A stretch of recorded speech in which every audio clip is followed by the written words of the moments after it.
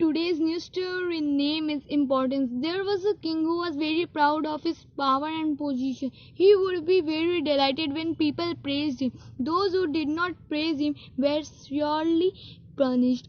It was springtime. A grand fair had been organized in the royal garden where all the beautiful flowers were on display. One day the king arrived there with some of his ministers. As he entered the fair, all the people present stood up in respect and greeted the king humbly. The king was extremely pleased. As the king moved about in the fair, he met a man who was dressed very poor. His clothes were torn. He had a long beard and dusty, dry hair. As he saw the king approaching, he began to laugh bitterly.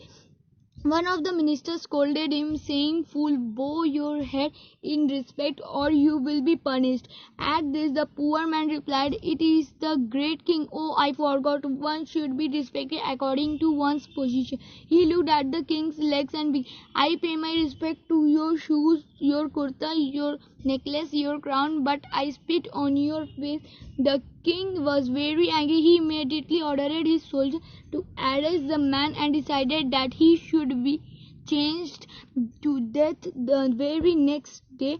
As soon as the soldiers arrested the poor man, he agitated, "Why are you arresting me? What wrong have I done? I have only spoken the truth. I can prove it." The king was astonished at his answer. He said, "All right, then prove it." "Please come with me to the sitting room," requested the poor man. "I want to tell you something." The king thought for a while, then agreed. As they went into the room, the poor man said, "In order to find out the truth, we have to perform an experiment." "What sort of experiment?" asked the king. Then the poor man made the king wear a dirty old hat and a torn dress. He then sprinkled some dust on his hair and face, making the king look like a very poor man. He also made him remove his expensive shoes. Then they both went into the main market. As they entered the market, the poor man told every person he met, "Fool, your king has come. Bend on your knees and greet him, salute him." Saying this, he pointed towards the king, who was dressed in dirty clothes. The people glanced at the shabbily dressed king and commented, "Oh, are you mad? Can this man of ever be our king?" They moved away without a second look at him.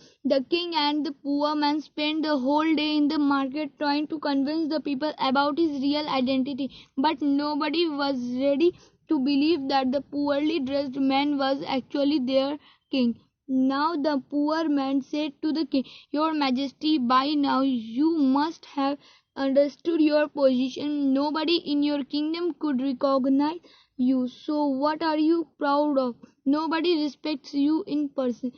They respect your valuable shoes, your dress, and your crown, but they don't respect you as a person. Today people ignore you because you were without these valuable costumes, so people respect your positions and not you." The poor man's explanation worked as an eye-opener for the king, who became extremely humble for that day.